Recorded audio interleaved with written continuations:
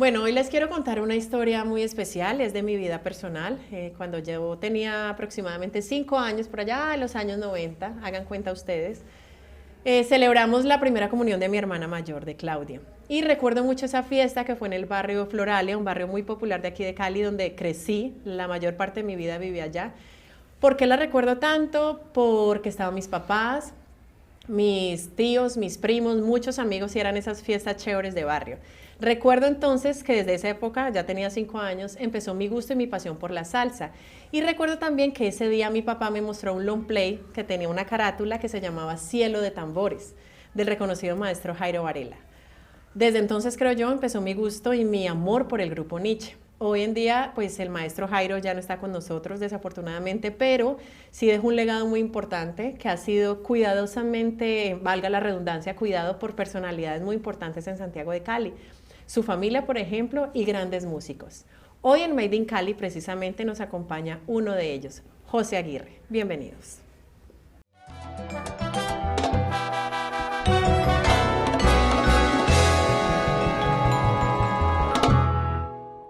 Maestro, ¿quién es Jairo Varela para usted? ¿Qué significa? Bueno, Jairo Varela para mí es un genio que la música, que la tierra chocuana colombiana parió. Un hombre que marcó la vida de mucha gente, la mía especialmente de muy chico, cuando me enteré que salió la música de él, que salió un grupo que se llamaba Nietzsche. Yo empecé a oírlo y me causó unas sensaciones muy bonitas y un deseo muy grande de hacer ese género, de hacer esa música. Y empecé a seguirlo y a admirarlo, y yo creo que definitivamente es uno de los personajes más grandes que la música de nuestro país ha dado. ¿Usted cuántos años tenía aproximadamente? ¿10, 12? Cuando el grupo Nietzsche salió yo tenía 11, 12 años más o menos. ¿Y cómo llega José Aguirre a trabajar directamente con el grupo Nietzsche? Bueno, yo llegué a esta ciudad para el año 88. Empecé a tocar por ahí en varios sitios y eso, como se sabe, uno conoce gente, va socializando, lo que llaman hoy día networking. Y alguien me llevó a conocer a Jairo, una persona que yo quiero mucho también, el maestro Jorge Huertas, tresista de los del Caney, que es un grupo con el que yo estaba tocando en ese momento. Y le habló a Jairo de un pelado que estaba por ahí recién llegado, que escribía arreglos y canciones y que tocaba la trompeta. Entonces, por ahí se empezó a dar el nexo. Pero fue hasta ya como el 90 más o menos que Jairo me dejó participar en algo, no con Nietzsche sino con otras cosas de proyectos alternos que él tenía. Y ahí empezó, digamos, como a visualizarme, a verme lo que hacía, y ya para el 92 me convoca como arreglista y como su coproductor y como trompetista para el álbum Un Alto en el Camino. Sí. Ahí comienza mi trayectoria con él, y bueno, lo que hay de ahí para acá pues es un montón de vivencias y de música, de discos y de todo, que ha sido un viaje muy bonito. Muy bonito, bueno, pero devolvámonos un poco en el tiempo y hablemos de ese José Aguirre de pequeño que se empezó a inclinar y a gustarle la música. Ustedes vienen de Pereira, tu familia es de allá, vienes, te radicas en Cali. Más o menos, ¿a qué edad empezaste como a decir, oh, la música es lo mío? Eso fue cuando yo entré a primero de bachillerato. Que en el colegio había una banda sinfónica. ¿Aquí en Cali ya? No. ¿Todavía estabas allá? Allá. Ahí vivía en el departamento de Caldas. Y en Caldas, en esos años empezó un proyecto, una siembra cultural que hizo la Secretaría de Fomento y Turismo, que era mandar directores de bandas a todos los pueblos del departamento a formar alumnos para formar bandas sinfónicas en todos esos pueblos. Entonces la banda estaba en ese Colegio Nacional de Oriente de Caldas, en un pueblo que se llama Pensilvania Caldas, donde yo estaba viviendo de paso.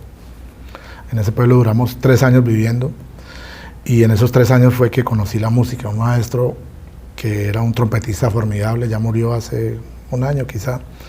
Él fue la persona que me mostró la música. Entonces yo entré a estudiar con él y empecé a estudiar armonía, orquestación, la trompeta.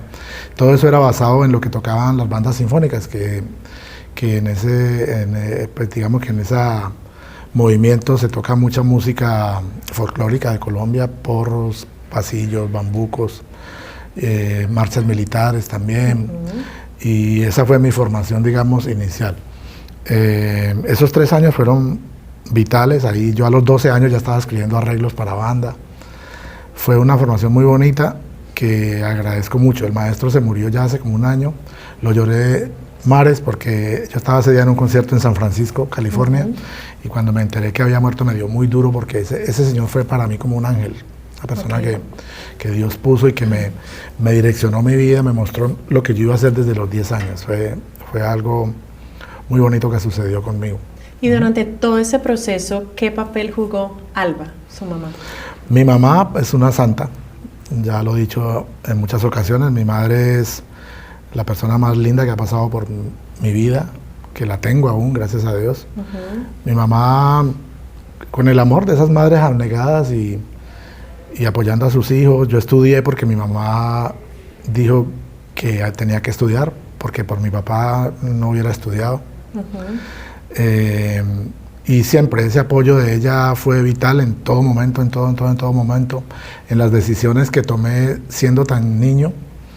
Ella estaba siempre mostrándome el camino y echándome la bendición, que es lo que yo digo. Habla usted de pronto que de su papá no tuvo tanto apoyo, pero él alcanzó a verlo porque pues ya no está en este plano, pero alcanzó a verlo como músico. Sí, claro. ¿Se reivindicó de pronto? Sí. Mi papá era un campesino del eje cafetero, una persona fuerte de carácter, con muchos errores, muchísimos errores, y con una personalidad bastante hostil, incluso en la familia.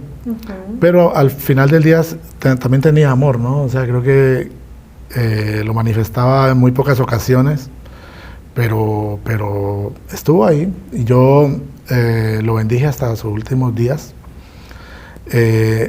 Fue cuando fui a la casa a contar, a pesar de que él era músico, ¿no? Él era tiplero, papá tocaba el tiple lindísimo.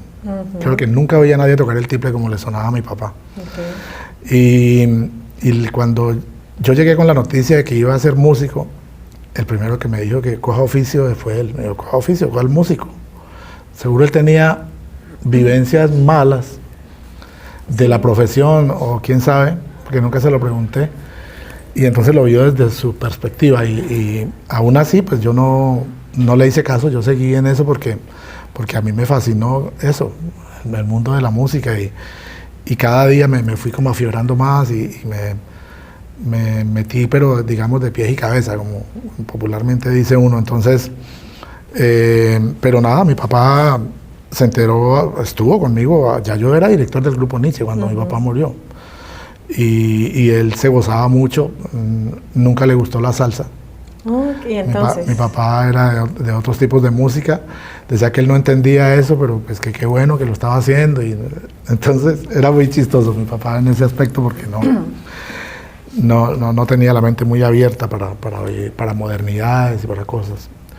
Entonces, pero nada, igual que mi papá, que me preguntas que si se reivindicó, lo hizo mucha gente de la familia. Por el lado Ocampo, Ocampo, que es la familia de mi mamá, materna, sí. Está toda la parte académica de mi familia. Ahí hay científicos, ahí hay escritores, ahí hay muchos profesores. Y cuando ellos le preguntaban, sobre todo el que es científico, le preguntaba a mi mamá, ve, ¿y tus hijos qué? Entonces ella decía, sí, ellos van a ser músicos. Y ellos decían, ay, por Dios, Alba, decirles que cojan oficio, que van a poner con esa vaina, eso que van a hacer los muchachos, van a perder en la vida. Entonces mi mamá me contaba y le decía, madre, no te preocupes, que yo no me voy a perder, yo voy a ser una buena persona, y yo voy a sacar adelante esta familia. Entonces, mi tío se doctoró en la Universidad de Gainesville, en la Florida. Y cuando él estaba estudiando, ya a punto de graduarse en su PhD allá, yo fui con Nietzsche a tocar a esa universidad. Y allá nos encontramos, y él, esa noche nos fuimos a conversar y me pidió perdón.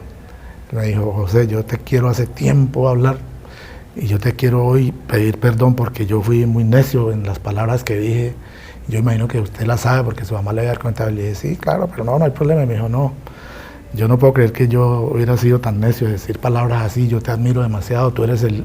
Él dice que yo soy como el mejor de la familia, algo así, como, Sí, el que sacó la cara por la familia. Sí, como que el admirable de la familia. Le digo, no, si tú eres el doctor, eres el científico. Entonces me dice, no, pero lo que tú haces es loable, es demasiado grande, es muy bonito. Entonces, bueno, digamos que empatamos ahí, pero toda la familia se reivindicó, sobre todo ellos que nos veían. Hablo de nos porque los que hicimos música, digamos que a este nivel profesional, fue mi hermano Leo, que es un formidable músico también, arreglista y compositor y trombonista, y estuvo en el grupo Nietzsche, fue director del grupo Nietzsche. Cuando yo me fui a Nietzsche, él quedó director. Musical. Sí, estuvo en una temporada de varios años y trabaja con diferentes artistas de la salsa también. Es un músico muy grande que yo admiro mucho también. Y si hablamos de esos 11 hermanos, ustedes son 11 hermanos, músicos también, ¿qué podemos decir? Una familia muy amorosa, muy linda. 8 de una primera esposa y 3 de mi mamá. Mi mamá terminó de criar a los otros cuando quedaron huérfanos. Y todos músicos. Pasa que nadie lo hizo profesionalmente, pero en mi casa mis hermanas, que son 3, todas cantan. Tocan instrumentos, tocan guitarra, tocan timple. Todos son músicos. O sea, la vena musical está por el lado Aguirre. Y la vena, digamos, académica y todo lo que es escribir y todo ese tema está por el lado Ocampo. Exacto. Ocampo. Bueno, hablemos ahora de Adriana Chamorro. ¿Quién es Adriana Chamorro en su vida? Bueno, pues Adriana es mi esposa, es una mujer admirable, una persona que amo, que la conocí aquí en Cali. Cuando la vi, eso fue para el 88, recién llegado. Yo estaba tocando, yo tocaba por ahí en restaurantes y en nightclubs, en La Sexta, por allá por la 70. Sí. Empecé a buscarme cómo desarrollarme aquí en la ciudad, porque yo llegué acá sin conocer a nadie, ¿no? ¿Cuántos años tenía cuando llegó? Tenía 18. Joven. 18, sí, estaba muy joven. Y empecé en ese, digamos, trayecto de tocar por ahí y eso, un día llegaron 2 muchachas muy bonitas a cantar en un grupo que se llamaba Cóctel, con el que yo tocaba. Y yo me quedé loco con las 2, eran muy bonitas, hermanas. Entonces me dijeron que eran las hermanitas Chamorro, que eran Adriana, que era la menor, y su hermana Mayerlin. A mí me fascinaron las 2, pero pues obviamente, digamos que como que la persona físicamente que yo me había soñado mucho, que yo quería conocer, era Adriana. Yo siempre quise una mujer morena, como bajita, como ¿cómo es ella? El cuerpo de ella, sí. Su cabello. Sí, así. Y cuando la conocí, pues yo quedé loco. Yo inmediatamente, ella dice que yo empecé a echarle los perros rapidísimo. Fue amor a primera vista. Sí, yo empecé a visitarla. Ella me invitó a su casa. No me paró muchas bolas, la verdad, al comienzo. Tuve un año como rogando ahí. Y un año de amigos, luego 6 años de novios y llevamos 25 de casados, 26. Nos casamos en el 99, ya. Sí. Y tenemos pues la madre de mis 2 hijos. Es, digamos, mi socia de vida con la que hemos construido la familia y con la que hemos hecho pues lo que hemos hecho de nuestras vidas. He sido muy afortunado en encontrar a esa mujer en mi vida, porque ahí estamos y la amo cada día más. Es una persona muy admirable. Y músico también, es cantante, ¿no? Como cantante es maravillosa. Como cantante es maravillosa, es una mujer con un talento natural. Abre la boca y canta afinado y tiene muchísimas virtudes artísticas, claro. Y si hablamos de Juan José y Cristian, ¿quiénes son? Bueno, Juan José, mi hijo mayor, nació en Cali, Cristian también, ambos nacieron aquí, en la clínica Valle del Lili. Okay. Juan José acaba de graduarse de la Universidad de Berkeley, en Boston, Massachusetts. Una cosa que me hace muy feliz, porque esa fue una universidad a la que yo quise ir y no tuve la posibilidad en aquellos años por los avatares de la vida. Pero la vida me dio la felicidad de que él fuese a estudiar allá. Es un músico maravilloso, pianista, compositor, arreglista, está produciendo ya muchas cosas y yo creo que él tiene rasgos de genialidad. Es un chico increíblemente talentoso. Ya tiene Grammy a bordo porque él es el director de Nietzsche Sinfónico, el que dirige la Orquesta Sinfónica Nacional para ese proyecto. Produjo conmigo ese álbum, así que ya estamos involucrados en cantidades de cosas. Hicimos discos para otros artistas también ya. Y ya él está haciendo proyectos solo que lo están llamando a él. Y bueno, es un músico extraordinario. Lo amo, pues mi hijo mayor. ¿Cuántos años tiene? 23. Y Cristian Alejandro, el menor, tiene 18 años, también es caleño. Tiene el talento así visible para la música, es muy rítmico, es afinado, canta bonito, pero no quiere hacer música. Dice que él quiere business, así que entró a la FIU a estudiar business y está contento hasta ahora. Yo lo que le dije fue, si eso es lo que te dicta el corazón, dale.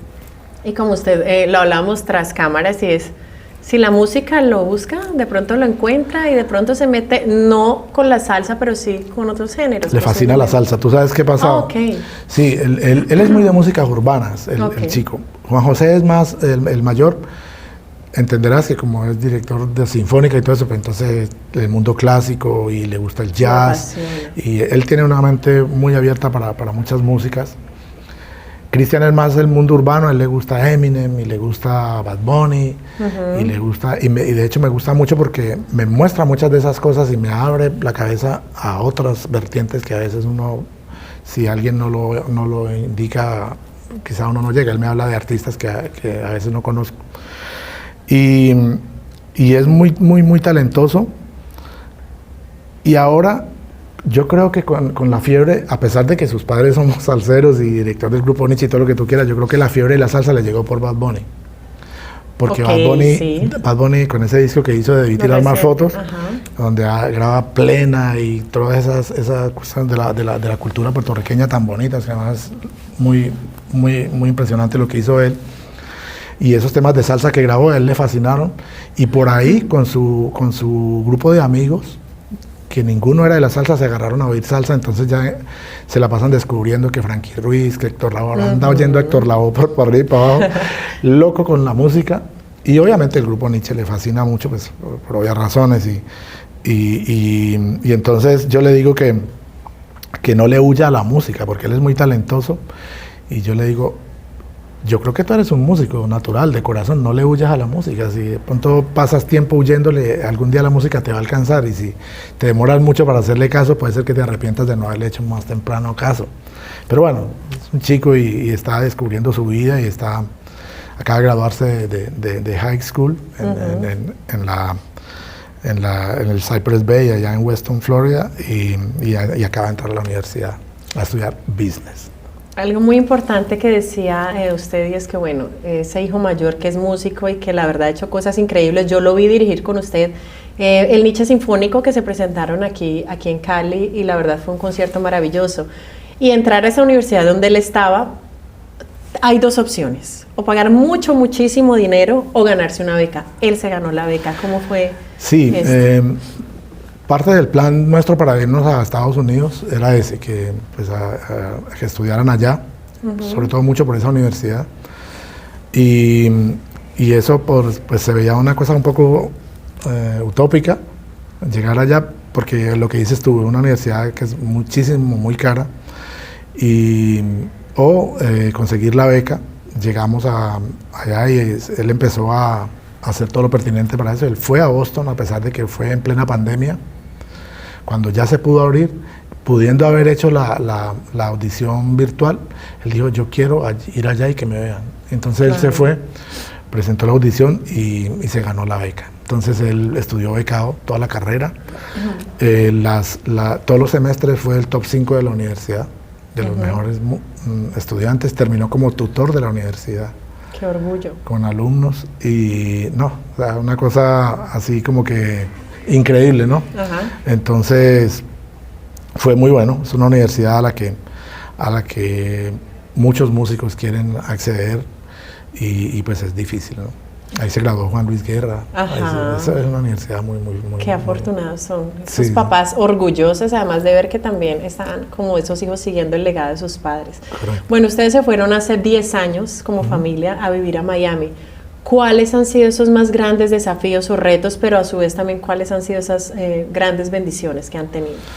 Bueno, yo te decía que fueron varias las situaciones por las que nos fuimos. Una, ese tema de la universidad, de las universidades. Otra fue porque empezó a tomar vuelo digamos la etapa nueva de Nietzsche, que es en la que yo regreso a manejar el grupo Nietzsche como director musical y como productor. 2015. Sí. Entonces necesitaba estar en un lugar equidistante de todos los sitios donde nos movemos regularmente. Entonces el mejor lugar para eso es Miami, porque está cerca a Puerto Rico, está cerca a República Dominicana. Tomas un vuelo 3 horas a Nueva York. De Los Ángeles pues está mucho más cerca que de acá, aunque todavía son 5 horas de Miami a Los Ángeles en avión. Pero digamos que es el lugar más de donde uno se puede mover más fácil para cualquier lado de los Estados Unidos, para Canadá, para México, para todo Centroamérica. Y esa fue la razón. Entonces, han sido muchas las bendiciones. Estados Unidos es un país muy interesante, con muchas cosas buenas, con muchas facilidades, con una forma de desenvolver todo que es muy práctica, muy fácil para todo. Y creo que si el que llega allí con ganas de progresar, de sacarle partido a la vida y de hacer cosas, lo logra fácilmente. El que se vaya con el plan de vagar o de los atajos y como de esa cuestión de la vuelta, pues sí, es como del truco, sí, no va para ningún lado. Ese no es el país. Allá el que vaya a trabajar y a edificar, lo hace fácil porque las ayudas están. Creo que es una sociedad para eso. Hasta el momento hemos vivido muy tranquilos, muy contentos allí. Yo viajo mucho, pues todo el tiempo estoy con el grupo Nietzsche por el mundo entero viajando, y obviamente pues a uno de los lugares donde más vengo es a Colombia, porque pues aquí está el resto del grupo, ¿no? Allá vivimos 5, aquí vive todos los demás. Y siempre tenemos muchos shows acá, y tenemos grabaciones, y tenemos entrevistas y actividades por todos lados, así que mi conexión con Colombia sigue siendo total. Y además de la familia, ¿qué es lo que más extraña de Colombia y de Cali específicamente? Mucho la comida, aunque en Miami pues, es una ciudad muy latina, y hay cantidades de restaurantes de peruanos, venezolanos, cubanos, puertorriqueños, dominicanos y colombianos a montón. Pero aún así, por ejemplo, comida del Pacífico casi no hay. Entonces, cuando vengo a Cali me enloquezco comiendo la gastronomía del Pacífico, que es única y que es maravillosa. También, obviamente, el calor humano. Los Estados Unidos pues, es un país donde es todo como muy frío, ¿no? A veces uno no sabe quién vive al lado, ni a nadie le interesa, que es bueno, pero no. A veces como que el hecho de que a nadie le interese la vida de los demás, pues eso es chévere, pero también a veces uno necesita como alguien con quien contar para alguna situación, ¿no? Eso sucede. Obviamente uno allá también se conoce con mucha gente de acá, gente que está en diferentes profesiones, que el médico, que el abogado, que el contador, y entonces uno se desenvuelve mucho en ese medio, pero ha sido una experiencia muy bonita, muy bonita. Mis hijos desde que llegaron se adaptaron fácil. El idioma lo llevaban ya de acá porque ellos estaban en colegios aquí bilingües. Lo perfeccionaron allá, y bueno, ese ha sido como el mundo en el que nos movemos, pero estamos muy contentos. Sí. Maestro, ¿quién es Yanila Varela para usted? Yanila Varela es una de las personas que yo más quiero en esta vida, una persona que admiro demasiado. Es una persona con unas calidades humanas, con un sentido de la vida, con un sentido de gratitud y con un fervor enorme por cuidar a su familia, su raíz, por mantenerla, por preservarla y enaltecerla. Estoy hablando desde Teresita Varela, la poetisa, escritora, luego su padre Jairo Varela, que para ella es su mayor estandarte. Creo que Yanila enfocó su vida en hacer esa labor con la obra de su papá, y en ese orden de ideas tomó las directivas del Grupo Nietzsche y de la familia además, organizó todo, y es lo que estamos viendo, el resultado de lo que está pasando con el Grupo Nietzsche, porque al final del día, pues yo ya había trabajado con su papá y muchos años, hice mucha música, pero cuando regreso al Grupo Nietzsche es convocado por ella, y el espaldarazo y la mano en el hombro de trabaja y vamos a hacerlo, es ella, porque también, digamos, encontró en mí esa persona en quien confiar para poder lograr ese propósito de seguir la ruta del Grupo Nietzsche hacia donde debe ir, que tiene que ser hacia la excelencia siempre. Su papá era un hombre sumamente disciplinado y muy entregado a su música, muy prolijo en lo que hacía y muy cuidadoso. Y digamos que yo tengo esa escuela. Entonces, en consecuencia de eso, hicimos un clic con Yanila enorme, que a mí me hace muy feliz, y ella también está muy satisfecha con el trabajo que yo he hecho. Y juntos nos echamos al hombro esta nueva etapa del grupo, que ha resultado maravillosa, con cantidades de premios a nivel mundial, Sí. con cantidades de reconocimientos, con cantidades de shows, y con lo más importante, que es el reconocimiento de la gente. Donde vamos, la gente manifiesta cariño, manifiesta amor, y nos dan muchos agradecimientos por lo que hacemos. Entonces, eso es Yanila Varela, una mujer intelectual que habla muy poco, habla solamente lo necesario, y que tiene a cuestas todo este universo Nietzsche, que ella vive por eso y respira por eso. Ese es su estandarte y su mayor bendición y su mayor proyecto de vida, ¿no? Maestro, lo hablábamos ahora precisamente cuando nos encontramos antes de iniciar la grabación de este programa, y es que de pronto el miedo cuando se va el maestro Jairo Varela es que el Grupo Nietzsche decayera. Pero hemos visto con los años que ahora están mucho más fuerte que nunca, que es exitoso a nivel internacional, que no paran, que cada año están como más arriba, que son solicitados a nivel mundial en muchas partes del mundo. ¿Cree usted que este éxito se debe también como a esa labor y a esa batuta que ha ejercido su hija, obviamente con el apoyo y el trabajo con todos ustedes? Yo creo que es un conjunto de cosas. A ver, estamos claros que Varela fue un monstruo, Sí. un genio. Entonces creó una empresa que se llama Grupo Nietzsche, y compuso una música que caló en el corazón de generaciones, de manera increíble, y no una canción, ni dos, ni tres, No. cantidades, decenas de canciones.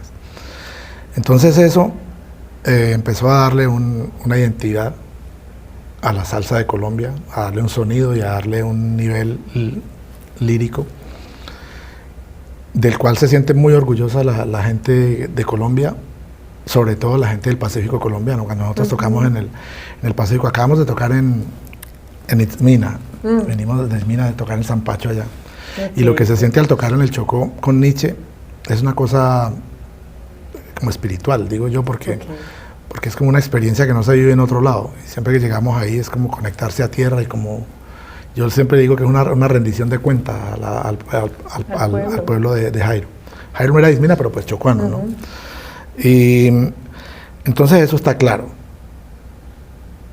Después que él se va, queda la opción de seguir o apagar motores o qué pasa. Entonces ahí es donde entra la intuición y la visión de Yanila, que dice, bueno, me quedo. Jairo muere en 2012 y pasan esos años del duelo y del caos de todo. Se fue el motor, el centro. Y ella empieza a organizar todas las cosas. Para 2015 me llama a mí, y entonces empezamos este proceso del que hablábamos ahora, y poco a poco hemos ido moldeando las cosas, ella desde lo ejecutivo y con todos los hilos de todo lo que significa ser presidente de la compañía, además hija de Jairo Varela, hermana mayor de 5 socios que son los hijos de Jairo. Y yo en el tema musical, con todo el conocimiento que adquirí trabajando con Jairo en alrededor de 11 producciones discográficas en las que yo fui coproductor, transcriptor, arreglista y trompetista y varias cosas más en esos discos, que tienen música que pues está en el ADN de la gente de la salsa, ¿no? Entonces fuimos moldeando poco a poco eso y yo hemos creado un proyecto, como un concepto que ella y yo le hemos llamado Raíz y Alas.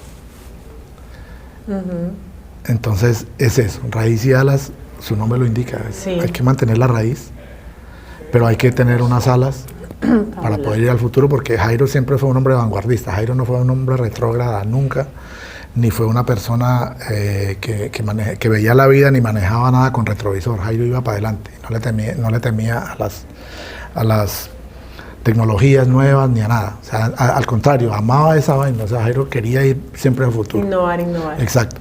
Entonces, el concepto Raíz y Alas ha funcionado muy bien, porque ahí hay músicos en el grupo como Osvaldo Espino, que de los 45 años que tiene el grupo, Osvaldo está hace 42. El tipo que grabó Cali Pachanguero, que grabó toda esa música de antes y sigue grabando. Hoy día esa identidad está ahí. Es una raíz insondable. Y está, digamos, Fabio Celorio, un bongocero que lleva 23 años en el grupo Nietzsche. Hay músicos que llevan 15 años, hay músicos que llevan... Y hay un grupo de gente que es la que entra cuando yo vuelvo al grupo, que es lo que yo le llamo las alas, que son muchachos como Luis Araque, que es un chico de 24 años, que entró al grupo muy jovencito. Está Alejandro Íñigo, que es un muchachito cubano caleño, que es hijo de cubanos, pero residenciados aquí, y le trajeron muy niño, talento impresionante. Es un chico también, tiene 27 años, 28. Pelados. Está Fito Echeverría, muchacho que trajimos de Barranquilla para el grupo, y está Alex Torres, que es el mayor de los 4. Pero asimismo hay otros muchachos muy jóvenes, el pianista Víctor González, que lo entré yo también. Digamos, esos son las alas. Como son muchachos, son los que están trayendo los nuevos públicos, los que están en la dinámica moderna de todo. Y entonces yo aquí desde la raíz les voy soltando la pita de acuerdo a lo que la Cometa va pidiendo, pero con cuidado, y con Yanila manejando siempre los motores desde aquí, desde la raíz. Y eso nos ha resultado muy bien, porque estos muchachos nuevos han entendido la dinámica de trabajar en disciplina, de trabajar en buena onda y de ser altamente profesionales. El grupo Nietzsche tiene el legado de Jairo en lo musical, porque sigue siendo con excelencia musical, que es lo que buscamos siempre. Y también el legado de la disciplina, porque Jairo era vertical en la disciplina. Cuando Jairo decía las 8, era las 8, no las 8:01 ni 2, era vertical. Y eso lo conservamos. Y entonces en ese orden de ideas funcionan las cosas muy bien. Y vamos para arriba, sí, y por más Grammy. Sí, la Cometa sigue pidiendo hilo y se lo vamos dando, con cuidado, con respeto. Están pasando cosas muy bonitas. Ya nos hemos ganado 3 Grammys.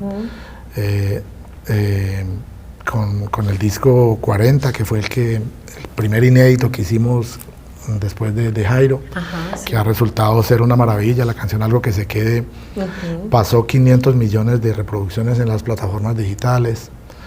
Está top en la música latina. Es increíble, porque nos decía la gente de OneRPM esta semana que en el género es la canción más vista en todas las plataformas digitales. Algo que se quede, solamente superada por el mismo grupo Nietzsche con Sin Sentimiento. Ay, qué bonito. O sea, es increíble. Y ese álbum es top también, el álbum 40. Luego hicimos el álbum Nietzsche Sinfónico, que es una de las obras más lindas que hemos hecho, por lo sublime de la Orquesta Sinfónica, por lo que es ese álbum. Y pues también tuvimos la dicha de ganarnos el Latin Grammy, y tuvimos la nominación del Grammy Awards.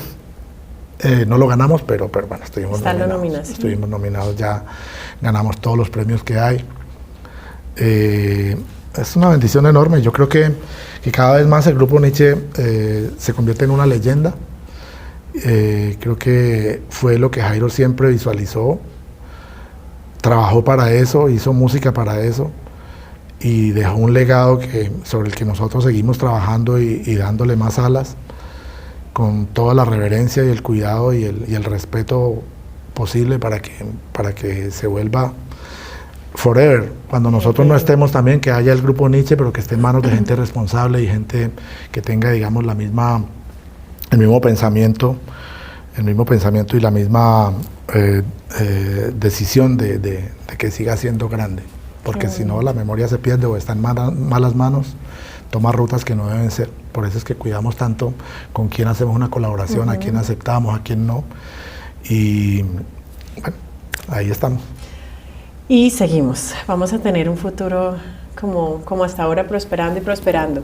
¿Cuál es esa enseñanza más grande o más bonita que le dejó Jairo Varela? Jairo fue un rey conmigo. Cuando yo estaba muy muchacho, yo entré al grupo Nietzsche de 22 años. Y Jairo fue un rey conmigo siempre. Desde que me compré mi primer carro, desde que le regalé un apartamento a mi mamá, todo eso fue fiado a Jairo. Cuando llegué con ese carro ahí al estudio, entonces él me dijo, Anita, hacete para allá, yo lo manejo, y le dimos una vuelta a la cuadra. Fue un rey, o sea, la verdad, fue una persona que me dio un trato muy bonito siempre. Trabajé con él muchas horas porque hicimos mucha música, o sea, cuando hicimos esos álbumes donde estaban Gotas de Lluvia, La Magia de Tus Besos, La Canoa Ranchada, Eres, Prueba de Fuego, todo eso que hicimos juntos, incluso la parte en la cárcel que fue tan dura, que yo iba pues todos los días allá a escribir con él. Entonces vivimos muchas cosas, en los viajes también. Fueron muchas enseñanzas. Yo creo que lo más grande que me queda de Jairo, aparte de su amistad y su cariño conmigo y mi familia, porque él no llegó a conocer a Cristian, pero a Juan José sí. Y la primera rosas que llegaron para Adriana cuando nació Juan José fue Jairo. Sí, o sea, una cosa. Entonces, creo que el respeto por la música, el respeto por una producción de un disco, afrontar una producción de un disco, si yo no hubiera trabajado con Jairo, yo no hubiera podido llegar a entender cómo es la reverencia de producir música bien producida. Hoy en día mucha gente pasa por encima de los fundamentos y de muchas cosas simplemente porque creen que una computadora hace todo y lo perfecciona, y esa no es la manera. El respeto por una producción musical, en ese estudio no se podía ni respirar. Podía estar lleno de gente, de músicos, y ahí no se podía oír absolutamente nada sino la voz de Jairo y el que estuviera trabajando con él en la creación, que pues en esos discos era yo. Tuvo otra gente con la que trabajó en otros años y me imagino que era la misma dinámica. Pero ahí todo el mundo sabía que ni opiniones, ni venir a tocar ahí cuando la música sonaba, o a zapatear, con él no se podía absolutamente nada de eso. Era un hombre sumamente delicado a la hora de hacer su arte, de hacer su música. Y lo otro es la disciplina, porque él no admitía que un músico se tomara una cerveza antes de subirse al escenario. Antes le decía, pero una cerveza, no, tienes $200 de multa por tomarte esa cerveza.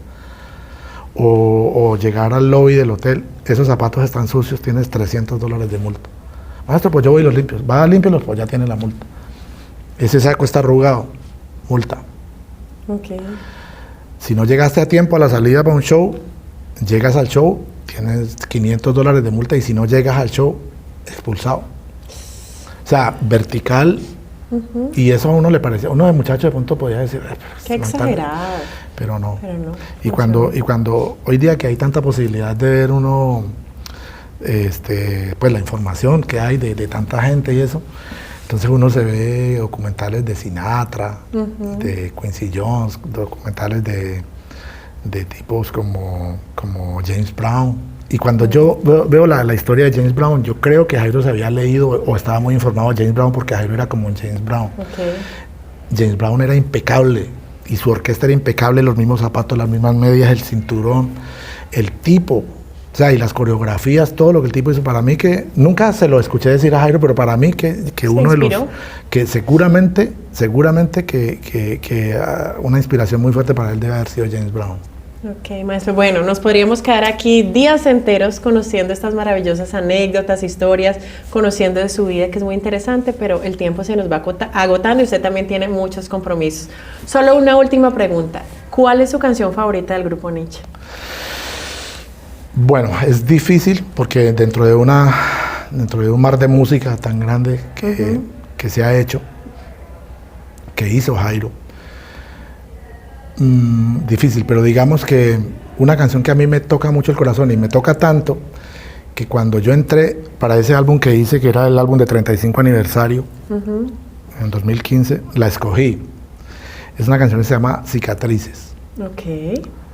Esa canción me toca muchísimo, me parece que es una canción demasiado bonita, demasiado... ¿Quién la compuso? Jairo, sí, claro, sí. Ese está en el álbum... no sé si es el álbum de donde está Cali Pachanguero, no estoy seguro qué álbum es. Cicatrices, vamos a escucharla. Es una letra increíble del sentir de una persona como era Jairo. Esa canción me parece muy buena y esa versión que hicimos me gustó mucho. Y me gusta tanto que en algún momento yo quisiera volverla a grabar. Yo no sé si en algún Nietzsche sinfónico, en algo, porque a Yanila también le gusta mucho.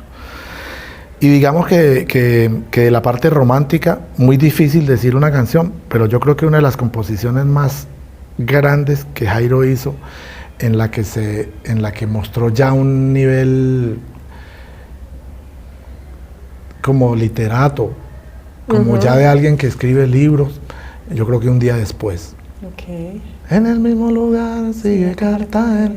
Esa composición, como composición, es una cosa para mí maravillosa. Y si me permites otra, pues diría que Busca por dentro, que es mucho más conocida, pero lo que me sucede a mí con Un día después es que yo siento, esa fue una de las últimas canciones que Jairo hizo, en su última etapa, y siento que estaba a un nivel, lo que iba a dar Jairo a partir de ahora era una cosa más brutal todavía. Lo que seguía, si estuviera vivo. Sí, porque generalmente, tú sabes, los escritores, los compositores, todo eso, pues con más años viene más sabiduría y viene más información y más sentido, más de todo, y es cuando se hacen las mejores obras, se supone, ¿no? La madurez de la vida. Entonces, digamos que Cicatrices, Un día después y Busca por dentro. Bueno, maestro, muchas gracias por sacar ese espacio para Made in Cali. Sabemos que su agenda es súper apretada, pero tuvimos el honor, el placer y el gusto de tenerlo aquí y esperamos que se den una próxima oportunidad y muchos éxitos y larga vida para usted y para el Grupo Nietzsche. Muchas gracias, Lina. Me encantó la invitación. Desde que me dijiste de una vez te dije sí. Sí. Porque te admiro y este tipo de espacios me parecen sumamente interesantes para que la gente conozca más allá de lo que ven en un escenario, a una persona, o a un grupo, o a una institución.